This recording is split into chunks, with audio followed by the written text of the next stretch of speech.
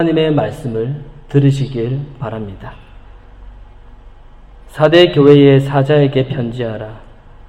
하나님의 7 영과 7 별을 가지신 이가 이르시되 내가 너의 행위를 아노니 너가 살았다 하는 이름을 가졌으나 죽은 자로다. 너는 일깨어 그 남은 바 죽게 된 것을 굳건하게 하라. 내 하나님 앞에 내 행위에 온전한 것을 찾지 못하였으니 그러므로 내가 어떻게 받았으며 어떻게 들었는지 생각하고 지켜 회개하라. 만일 일깨지 아니하면 내가 도둑같이 이르느니 너는 어느 때에 내게 이르는지 내가 알지 못하리라. 아멘. 우리 옆에 계신 분과 인사합시다. 은혜 받읍시다 라고 인사할까요? 은혜 받읍시다. 오늘 주어진 이 본문 말씀을 가지고 살아있는 교회 그리고 죽은 교회라는 주제를 가지고 하나님 말씀 증거하도록 하겠습니다. 우리가 잘 알고 있듯이 요한계시록에는 7 교회가 등장합니다. 이 7 교회들은 사도 요한이 보살폈던 교회들이었는데 에베소 교회 들어보셨죠? 서머나, 버가모, 두아디라, 그리고 오늘 본문에 나오는 사대, 빌라델비아, 라오디게아 이렇게 교회입니다. 이 교회들은 이 요한과 직접적으로 관계가 있든지 혹은 요한이 직접 가르치고 책망도 했던 그런 교회들이었습니다. 관심을 많이 가졌던 교회들이죠. 요한은 계시록 1장에서 언급되었듯이 이 거의 100세가 가까운 나이에 복음을 전했다라고 하는 이유를 때문에 이 황제의 핍박을 받아서 반모섬이라는 곳에 유배를 가게 되었습니다. 그리고 그곳에서 계시를 받은 내용이 바로 요한계시록입니다. 오늘 본문은 요한계시록 2장 3장에 보면은 7 교회들이 가지고 있었던 이 문제점들을 기록해 놓았습니다. 그 7 교회 중에 4대 교회, 이 4대 교회에 나타난 문제가 무엇인지 살펴보면서 오늘날 하나님의 교회는 어떤 교회의 모습을 지내야 하는지 우리가 살펴보고 또 우리 자신을 돌아보는 그러한 계기가 되기를 소망합니다.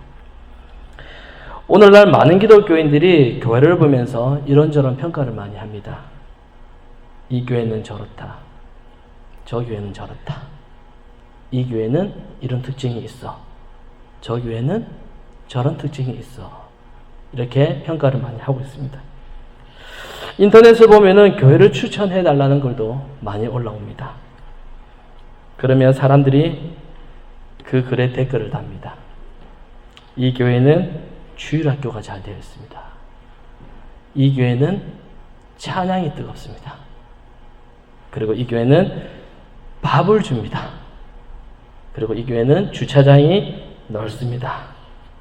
이렇게 교회를 소개하고 추천하는 글을 많이 보았습니다. 더 나아가서 좀 더 교회를 영적으로 진지하게 보려고 하시는 분들은 교회에 대한 평가를 좀 다르게 합니다. 어떻게 평가를 할까요? 저 교회는 살아있는 교회입니다. 저 교회는 죽은 교회입니다. 물론 교회가 살아있다 혹은 교회가 죽었다 라고 하는 이 말은 잘못된 표현은 아닙니다. 왜냐하면 오늘 읽은 성경 본문에도 보면은 4대 교회를 향해서 예수님께서 뭐라고 평가하시죠? 너가 살았다 하는 이름을 가졌으나 죽은 자다 라는 이 표현이 그대로 나와 있기 때문입니다. 그래서 교회가 살았다 혹은 교회가 죽었다 라고 하는 표현 자체가 잘못된 것은 아닙니다. 하지만 문제는 어떤 교회를 살아있다라고 말하고 어떤 교회를 죽은 것으로 보느냐, 바로 이 문제입니다. 오늘 본문에서는 7 영과 7 별을 가지신 분으로 예수님을 표현하고 있는데 이 7 영은 성령을 뜻하고 그리고 7 별은 완전한 권세를 가지신 분으로 그렇게 해석할 수가 있습니다. 어쨌든 예수님은 이 사대교회가 살았다라고 하는 이름을 가졌으나 사실은 죽었다라고 그렇게 말씀합니다. 자, 이 말은 외부에서 사대교회를 향해서 이미 살아있다라는 평가를 했다는 그런 말이죠. 그러니까 많은 사람들이 사대교회를 향해서 어떻게 평가했다고요? 저 교회는 살아있다. 살아있는 교회야. 이렇게 이미 그렇게 보고 있다는 말입니다. 그래서 많은 사람들이 그 교회를 살아있다라는 말은 칭찬하고 있다는 말이죠. 살아있어. 좋은 교회야. 칭찬하고 있다는 말입니다. 우리 주변에도 칭찬받는 교회들이 굉장히 많이 있습니다. 그렇죠? 소문 좋은 교회 많이 있습니다. 저 교회는 이래서 좋아. 이 교회는 이래서 좋아. 저 교회는 활기차고 살아있는 교회야. 주일학교가 참 잘 되어 있어. 청년부가 살아있어. 이렇게 칭찬하는 교회들이 많이 있습니다. 저는 어릴 적에 제 말투를 들어보시면 아시겠지만 저는 부산 사람입니다. 저는 어릴 적에 부산에 이 고신교회를 이제 다녔는데 이 부산에서 이 대한내수교 장로회 안에 고신교단이라고 있습니다. 고신, 합동, 통합 이렇게 있는데 그 가운데 고신교단에서 저는 신앙생활을 했는데 이 고신교단에서 가장 큰 교회를 다녔습니다. 가장 큰 교회를. 제가 다니려고 한 것은 아니고 제가 모태신앙이었기 때문에 이제 자연스럽게 그 교회에서 신앙생활을 하며 다녔습니다. 매년 여름이 되면은 그 교단 안에 있는 교회들끼리 모여서 전국적으로 이 수련회를 가집니다. 청소년 수련회. 얼마나 많은 인원수가 모이겠습니까? 저는 매년마다 그 수련회에 참석하였습니다. 저는 그 당시 학생부 임원이었고, 그리고 저희 학생들만 300명이 넘었습니다. 친구 초청잔치 이런 거 하면 이제 500명 넘게 오고 그렇게 했죠. CCM 가수도 막 불러가지고 그렇게 했습니다. 여러분도 그런 경험들 다 이제 하셨겠죠. 제가 이제 임원이기 때문에 이 학생들을 데리고 이제 전국 수련회에 참석을 했는데 수련회 장소에 도착하자마자 저도 모르게 이 어깨에 힘이 이렇게 팍 들어가 있는 겁니다. 어깨에. 제 뒤에 이렇게 300명이 있어요. 큰 광장이 있잖아요. 대학교, 백석대학교 이런 거 빌려가지고 했는데. 단체로 저희 이제 학생들이 티셔츠를 일단 입습니다. 빨간색이든 파란색이든, 검정색의 흰 글자이든, 이런 것을 딱 입고요. 집회가 시작될 때 얼마나 뜨겁게 방방 뛰면서 이렇게 찬양을 했는지 모릅니다. 기도회를 할 때는 목이 찢어져라 기도했습니다. 목이 찢어질 때까지 그렇게 기도했습니다. 마치 온 세상을 우리가 다 정복한다라는 그러한 마음으로 소리치며 기도하다 보면은 마치 제가 불 속에라도 들어갈 수 있을 정도로 그런 감정이 막 복받쳐 오릅니다. 제가 하나님 위해서 살겠습니다. 막 그렇게 소리칩니다. 사람들은 저희 교회 학생들의 모습을 보면서 굉장히 부러운 눈빛으로 쳐다봅니다. 숫자도 많지, 옷도 갖춰 입었지. 뭔가 저희 학생들이 그 수련회 분위기를 막 주도하는, 압도하는 그런 분위기였습니다. 그럼 중간중간에 프로그램이 있잖아요. 기도만 하겠습니까? 성경 퀴즈도 있고, 레크레이션도 있고. 그러면 항상 1등이죠. 제가 1등 했다는 게 아니라 항상 저희 교회가 1등 하고, 장기 자랑을 해도 우리 교회엔 상대가 되지 않았습니다. 일단 박수 소리부터 크니까요. 저희가 그 분위기가 있잖아요. 이제 마지막 날에 마지막 집회를 마치고 다른 교회 지체들과 이제 섞여서 이렇게 교제하는 시간이 있었습니다. 이제 그룹별로 뿔뿔이 흩어졌습니다. 항상 300명 우리끼리 모여서 막 찬양하고 하다가 이제 마지막 집회를 마치고 뿔뿔이 흩어지게 된 거죠. 다른 교회 친구들하고 교제하라 이제 이런 의미 아니겠습니까? 그렇게 빙 둘러서 이제 자기 소개를 합니다. 다 뿔뿔이 흩어져서. 그러면 제일 처음에 뭘 소개하겠습니까? 이름을 소개하겠죠. 이름은 누구다. 그 다음에 두 번째 소개하는 것은 자기가 다니는 교회입니다. 제가 어떤 교회에서 왔다라고 하면은 그때부터 사람들의 시선이 달라졌습니다. 그리고 저에게 물어봅니다. 심지어 교육자분들도 제 학생이었는데 저에게 와서 물어보십니다. 뭐라고 물어보십니까? 어떻게 그렇게 교회 분위기가 살아있니? 어떻게 그렇게 활기찹니까? 참 좋겠습니다. 그런 말을 합니다. 제가 그런 말을 들으면 참 기분이 좋았습니다. 왠지 모를 자신감이 넘치고 사람들이 저를 부러워하고 대단하게 보는 것 같았습니다. 자, 이렇게 저의 소개를 마친 후에 제 옆에 있는 이제 다른 교회, 다른 친구가 자기소개를 합니다. 역시 첫 번째는 자기 이름과 두 번째는 자기 교회를 소개합니다. 그런데 그 친구는 시골에 있는 작은 교회라서 사람들이 잘 모르는 교회였습니다. 그래서 사람들이 이름 듣고 교회 소개 듣고 했을 때 별로 관심을 보이지 않았습니다. 질문도 없고 심지어는 그 친구도 자기 교회를 그다지 자랑스러워하지 않습니다. 그냥 교회 이름을 이렇게 딱 말하면 되는데 그러면 어디 시골에 이렇게 있습니다. 이런 식으로 이야기를 하는 거예요. 저는 그 당시 제가 다니고 있는 교회가 살아있는 교회라고 생각을 하였습니다. 왜죠? 사람들이 많고 몰려오니까. 그리고 활동 많이 하니까. 그리고 제 옆에 앉아 있었던 그 시골에서 이름 없는 그 교회는 별 볼 일 없는 교회. 유명하지도 않는 교회. 더 심하게 말하면 죽은 교회. 그렇게 봤습니다. 제가 교회가 무엇인지 모르는 그런 아주 무지한 사람이었다는 거죠. 제가 생각하는 교회는 이런 교회였습니다. 일단 열심히 하는 교회였습니다. 그리고 크게 기도하는 교회. 제가 생각하는 교회는 그런 교회였습니다. 찬양을 하는 교회. 손 들고 눈 감고 막 반주 나오고 막 그런 교회였습니다. 그게 제가 생각하는 교회는 바로 그런 곳이어야 된다라고 저는 그렇게 생각하였습니다. 그리고 더 나아가서 극동방송 아시나요? 극동방송에 나오고 신문에 나오고 그러면 하나님이 기뻐하시는 줄 알았습니다. 그래서 그렇게만 하면 그게 바로 살아있는 교회이고 그렇게 하지 않으면은 별 볼 일 없는 교회, 죽은 교회라고 그렇게 생각을 했습니다. 이처럼 오늘 본문에 나타난 이 4대 교회를 향해서 모든 사람들이 다 칭찬하고 있습니다.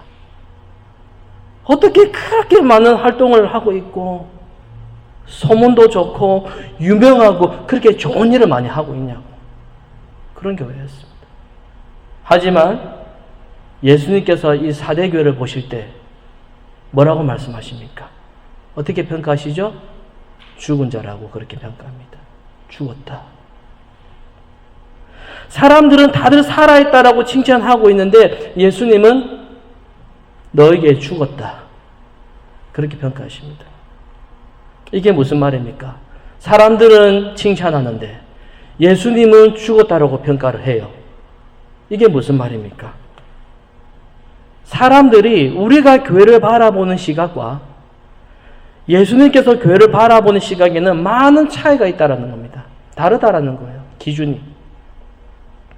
교회를 바라보는 시각과 그 기준이 우리와 예수님과는 완전히 다르다는 것입니다. 그래서 사람들이 일반적으로 생각하는 기준은 뭡니까? 어떤 교회를 살아있는 교회라고 생각을 하지요?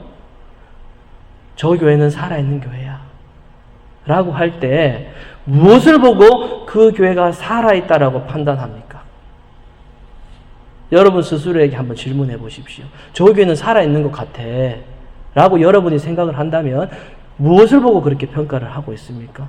당연히 외부적으로 왕성한 활동을 하고 있는 교회인 거죠. 뭔가 기도를 열심히 하거나 막 24시간 기도회 하고 뭔가 예배가 활기차고 갔더니 뭔가 압도적인 분위기에 뭔가 다르다거나 아니면 어떤 혹시 설교가 다르다거나 뭔가 행사를 많이 하고 사회적인 그러한 봉사활동을 많이 하거나 홈페이지를 보면은 막 사진이 굉장히 새로운 사진이 계속 막 업데이트되고 뭔가 활동하는 것들. 우리가 뭐 교회를 찾아올 때 홈페이지 보잖아요. 사진첩 보고 이렇게 하잖아요. 이 교회는 뭔가 좀 활동적인 것 같아. 뭔가 살아있는 것 같아. 사진 많이 올리면 그렇게 보잖아요. 그렇게 하면 그것을 살아있는 교회라고 사람들은 그렇게 말합니다. 그래서 한동안 이 기독교 서적 가운데 이런 책들이 굉장히 많이 나왔습니다. 여러분 들어보셨나요? 기도가 살아야 교회가 산다. 예배가 살아야 교회가 산다. 설교가 살아야 교회가 산다. 이런 책들이 굉장히 유행이었습니다. 지금도 많은 교회들이 이런 말을 교회의 표를 가지고 구호로 외치고 있습니다. 그러나 이런 말을 하는 사람들은 교회가 무엇인지를 모르고 하는 말입니다. 우리가 살아있다라고 하는 것은 생명을 말합니다. 살아있다, 생명. 교회의 생명은 예배에 달려있는 것도 아닙니다. 교회의 생명은. 물론 목사에게 달린 문제는 더더욱 아닙니다. 그래서 기도가 살아야 교회가 산다라는 이 말이나 예배가 살아야 교회가 산다라는 이 말은 사실은 옳지 않은 말입니다. 왜냐하면은 그런 것들이, 그런 활동들이 교회를 살리는 것이 아니기 때문입니다. 교회가 사는 것, 교회의 생명은 오직 그리스도와의 관계에서만 생각해야 되는 문제입니다. 그러니까 쉽게 말하면 교회가 그리스도와의 관계 안에 있느냐 혹은 그리스도와의 관계 밖에 있느냐는 것으로 살아있는지 죽어있는지 이렇게 결정되는 것이지 기도나 예배나 프로그램이나 목사의 여부로 결정되는 것은 아닙니다. 여러분, 우리 사람은 죽은 사람과 살아있는 사람을 우리는 구분할 수 있습니다. 그렇죠. 저 지금 살아있잖아요. 구분할 수 있습니다. 어떻게 구분합니까? 뭐 말을 하거나 심장이 뛰거나 뭐 숨을 쉬면은 사람이 살아있는지 죽어있는지 구분하기 쉽습니다. 그렇죠? 하지만 교회를 살아있는 교회와 죽은 교회를 사람이 구분할 수 있습니까? 우리가 저 교회는 살아있어. 제가 오류를 범했던 것처럼 저 교회는 살아있어. 저 교회는 죽었어. 저 교회는 하나님이 안 계셔 라고 감히 우리가 구분할 수 있습니까? 구분할 수 없어요. 우리에게는 중심을 볼 수 있는 눈이 없습니다. 그래서 우리는 어느 교회를 향하여서 살았다, 죽었다 이런 말을 우리는 할 수가 없습니다. 이런 평가는 오직 예수님만 할 수가 있습니다. 예수님만이 교회가 살아있고 죽어있는 문제에 대해서 말씀하십니다. 그러면 죽었다라는 것은 무슨 뜻입니까? 죽었다라는 것은 죄에 속했다라는 뜻입니다. 로마서 5장에 보면은 이런 말씀이 있습니다. 한 사람의 범죄로 말미암아 죄가 세상에 들어왔고 또 모든 자가 죽은 자가 되었다. 이렇게 말씀합니다. 이것이 바로 세상의 모습입니다. 이 세상의 모습입니다. 그래서 겉으로 보이는 행동과 겉으로 보이는 활동을 가지고 교회가 죽었느니 살았느니 라고 이렇게 말하는 것은 이 세상이 죄에 갇혀 있다라는 것을 알지 못하는 것입니다. 죄의 결과를 모르는 말이죠. 사람은 이 겉으로 보이는 활동을 가지고 살았다 혹은 죽었다라고 그렇게 평가를 하지만 성경은 우리의 활동 여부를 가지고 살았다, 죽었다 이렇게 평가하지 않습니다. 만약에 봉사도 많이 하고 뜨겁게 찬양을 하고 전도를 열심히 하는 그런 겉으로 보이는 행위를 가지고 살아있다라고 그렇게 판단을 해버리면 몸이 약하고 병중에 있는 신자나 가난한 사람은 평생 살아있다라는 평가를 받지 못하게 될 것입니다. 왜? 맨날 누워있으니까. 그렇죠. 몸이 약한 사람은 활발한 활동을 할 수가 없습니다. 뛰면서 땀 흘리며 찬양할 수 없습니다. 만사 아픈데요. 체육대회 할 수 없습니다. 바자회 나갈 수 없습니다. 돈 없는데 할 수 없어요. 아파서 못 만드는데. 교회 성경 공부 참여할 수 없습니다. 봉사 못해요. 돈 벌러 가야 되니까. 가난해서 돈 벌고 해야 되는데 어떻게 주중에 낮에 교회 와서 성경 공부하고 이렇게 다 할 수 있겠습니까? 그래서 이러한 인간적인 시각을 가지고 살았다, 죽었다라고 평가하는 것은 사실은 아주 잘못된 평가입니다. 그래서 오늘 말씀에는 살았다라고 하는 이 이름을 가진 이 4대 교회가 주님으로부터는 죽었다라고 듣습니다. 1절 말씀에 보면은 예수님께서 4대 교회를 향해서 내가 너의 행위를 안다 이렇게 말씀합니다. 이 말은 4대 교회가 많은 행위가 있었다 이 뜻이겠죠. 행위가 있었으니까 행위를 안다라고 말씀하셨잖아요. 행위가 있었습니다.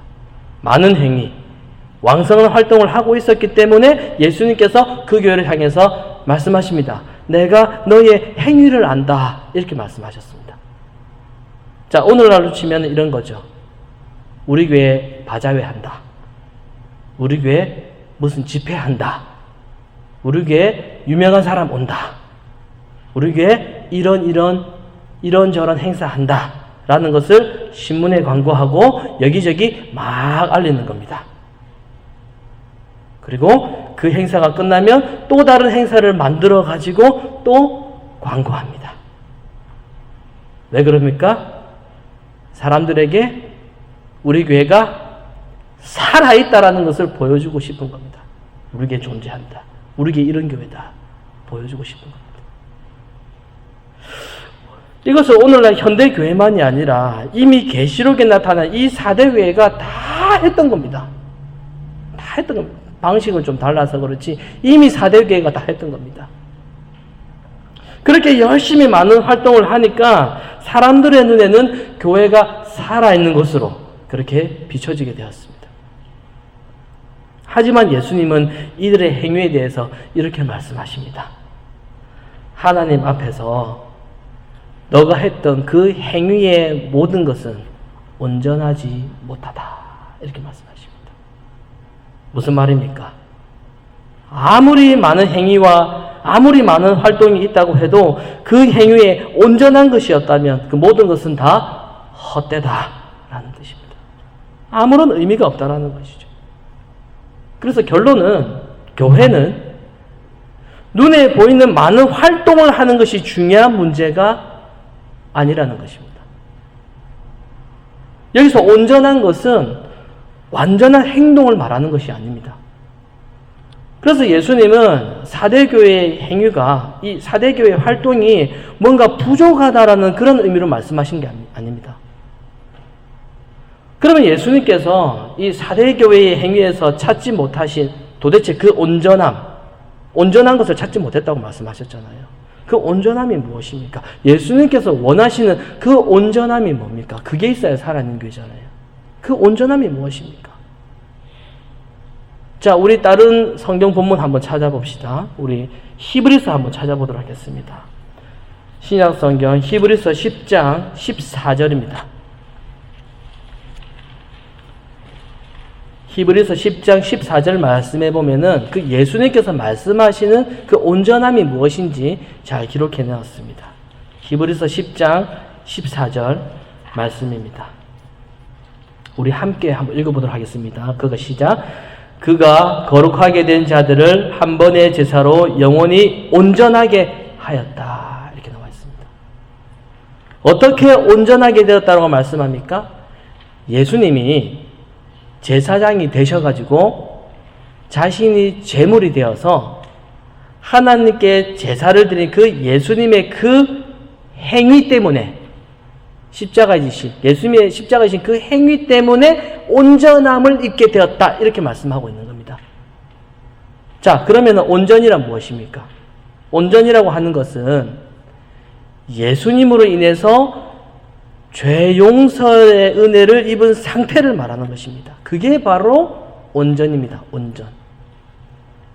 그래서 예수님께서 찾으시는, 원하시는 그 온전함이라는 것은 다시 말씀드리면 예수님으로 인해서 죄 용서의 은혜 안에 있는 것입니다. 그게 바로 온전함입니다.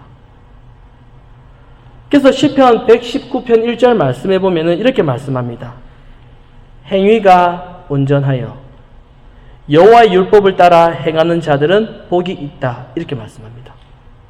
여기서 행위의 온전함은 율법을 따라 행하는 것입니다.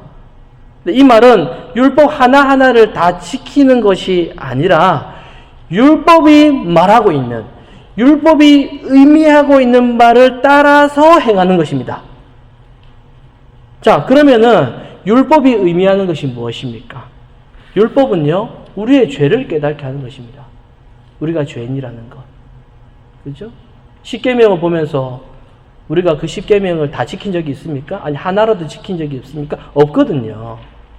십계명이 율법의 요약이잖아요. 다 지키지도 못한 십계명을 우리에게 왜 줬습니까? 율법을 통해서 우리의 죄를 알게 하시기 위해서 주셨다라는 거죠. 자, 정리하면 이렇습니다. 율법을 보면서 나의 죄를 깨닫고, 아, 내가 죄인이구나. 내가 아무것도 지킬 수 없구나. 아무것도 아니구나. 이렇게 나의 죄를 깨닫고 나의 죄를 대신 주고 죽으신 십자가의 은혜로 감사하는 것. 이것이 바로 행위의 온전함이라고. 율법을 따라 행하는 것입니다. 자, 그러니까 예수님은 이 4대 교회에게 바로 이러한 온전한 행위를 찾으시는 것입니다. 그런데 행위에서 이러한 온전함이 없다면 제 아무리 활동과 많은 행위가 있다고 해도 예수님으로부터 어떤 말을 듣는다고요? 죽었다라는 말을 듣는 것입니다. 죽었다. 그리고 3절 말씀해 보면은 뭐라고 말씀하시죠? 다시 돌아와서 회개하라고 그렇게 말씀합니다. 4대 교회가 행위는 많았으나 뭐가 없었다고요? 회개가 없었다라고 합니다. 열심히 하고 활동을 많이 하고 있는데 회개가 없습니다. 회개가 없다라는 말은 죄를 모르기 때문입니다. 죄를 모르니까 회개를 안 하죠. 왜 우리가 밤에 기도하면서 잘 때 왜 회개 안 합니까? 별로 오늘 하루의 나의 삶 가운데 별로 잘못한 게 없다고 생각하는 거거든요. 이 정도면 괜찮다라고 생각을 하든지. 열심히 활동하고 뭔가 많이 하는데 회개가 없습니다. 죄를 모르면 십자가의 용서의 은혜가 내 마음에 없다라는 겁니다. 그래서 4대 교회의 모든 행위는 죽은 자의 행위, 죽은 자의 행위일 수밖에 없고 따라서 죽었다라는 말을 듣는 것은 당연한 평가입니다. 주님께서 이렇게 단호하게 이미 우리에게 말씀하셨는데 그럼에도 불구하고 현대교회는 자기 교회가 살아있다라는 것을 보여주고 싶어 합니다. 외적인 성장과 어떤 왕성한 그런 활동을 통해서 우리 교회가 살아있다라고 하는 것을 보여주고 싶어 합니다. 그런 소문을 듣고 싶어 합니다. 과시하고 싶어 합니다. 코로나 때문에 다른 교회들은 다 힘들다고 하는데 우리 교회는 오히려 성장했다라는 그런 말을 듣고 싶어 합니다. 코로나로 다른 교회는 다 힘들다고 하는데 우리 교회는 재정이 끄떡없다는 그러한 자랑하는 말로 말하고 싶어. 그리고 그 칭찬과 그 과시의 맨 마지막에는 그렇게 말하고 있는 자신이 그렇게 되도록 했다라고 하는 그 교만이 있습니다. 눈에 보이지 않는 예수님의 평가보다는 당장 눈에 보이고 곧바로 들리는 사람들의 평가에 관심을 두면서 사람들에게 우리 교회가 좋은 교회라고 보여주고 싶어 합니다. 사람들에게 좋은 평가를 받아야지만이 사람들이 많이 올 것이라고 생각을 하기 때문입니다. 사랑하는 성도 여러분, 교회는 그리스도의 몸이요 주님의 피로 세우셨습니다. 그런데 우리 교회의 머리 대신 예수님의 평가보다 세상 사람들의 평가에 더 마음을 둔다는 것은 교회가 이미 세상을 바라보고 있다는 증거요. 이미 세상에서의 영광과 그 이름을 취하려고 하고 있다라는 증거입니다. 우리는 교회의 온전함에 우리 마음을 두어야 됩니다. 세상이 교회를 어떻게 평가하는가? 사람들이 교회를 어떻게 평가하는지에는 민감할 필요가 없습니다. 물론 일부러 세상으로부터 비난을 받는 것은 잘못되었죠. 하지만 세상으로부터 좋은 칭찬과 좋은 평가를 받고자 하는 것은 그것은 사실은 머리 대신 예수님을 바라보지 않는 것입니다. 세상은 교회가 무엇인지 알지를 못합니다. 세상은 사람들은 자기 눈에 비친 대로 교회를 그렇게 평가하고 말할 뿐입니다. 그래서 사람들은 자기가 가지고 있는 세상의 윤리와 그 도덕적인 시각으로 봤을 때 그 시각에 근접한 교회는 칭찬할 것이고 그렇지 않은 교회는 비판하거나 관심을 두지 않습니다. 자기가 생각할 때 이웃을 많이 돕는 것이 교회라고 생각을 하니까 이웃을 돕는 교회는 좋은 교회라고 그렇게 평가하게 되어 있는 거죠. 하지만 중요한 것은 세상이 사람이 칭찬하는 교회라고 해서 예수님으로부터 살았다라는 평가를 받는 것은 아니라는 것입니다. 주님의 몸된 교회는 온전함을 향해 나가야 됩니다. 온전한 교회는 예수님이 피로 세우신 교회의 본질을 그대로 간직하는 것입니다. 예수님으로 인한 죄 용서의 은혜를 간직하는 것, 그 은혜가 증거되는 것이 교회의 본질이고 그게 바로 교회의 온전함입니다. 그래야만 예수님으로부터 교회가 살아있다 라고 하는 이 이름을 얻게 되는 것입니다. 여러분, 교회가 얼마나 큰 건물을 가지고 있는가, 교회가 어떤 시설을 가지고 있는지, 교회가 어떤 경제적인 형편에 있는지, 그런 것으로 교회는 부요해질 수가 없습니다. 세상이 볼 때는 큰 건물과 많은 사랑과 많은 재정이 있어야 부유한 것처럼 그렇게 보이지만 진정한 교회의 부요함은 그런 것이 아니라 용서의 은혜를 누려야만 감사와 기쁨이 우리 마음 가운데 풍성해지는 것입니다. 이러한 부요함을 가진 교회는 세상의 평가에 기죽지 않습니다. 사람이 몇 명이니 교회가 크니 작니 이런 평가를 초월할 수 있습니다. 그저 예수님의 은혜를 나누고 진리를 기뻐하고 만족할 뿐입니다. 이것이 교회에 있어야 하는 온전함의 모습입니다. 그리고 이러한 온전한 교회는 진정으로 살아있는 교회로서 그리스도와 함께 영원한 생명에 참여하게 될 것입니다. 오늘 말씀을 기억하시고 우리 밴쿠버 장로교회가 사람에게 잘 보이고 사람에게 자랑스러운 교회를 꿈꾸지 않고 주님께서 말씀하시는 그 온전함에 참여하고 그 안에서 부요함과 풍성함을 누리고 그렇게 하여서 감사와 그 기쁨이 넘치는 그런 우리 교회가 되시기를 간절히 소망합니다.